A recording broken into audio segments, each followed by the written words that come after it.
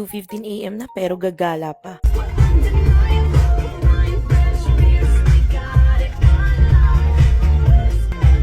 Say hi!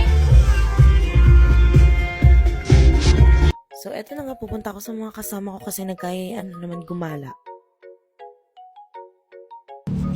So guys, anong oras na? At nandito kami sa MetLife. Actually, imimit ko pa lang sila. Inaantay nila ako. Hindi nila alam na yun ang nilakad ko. So, ayun.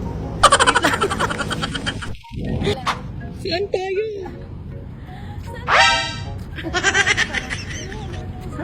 Sarado sa MetLife kaya naghanap kami ng coffee shop na open pa. Buti na lang merong malapit dito na Starbucks na 24 hours. So dito, video lang for the memory.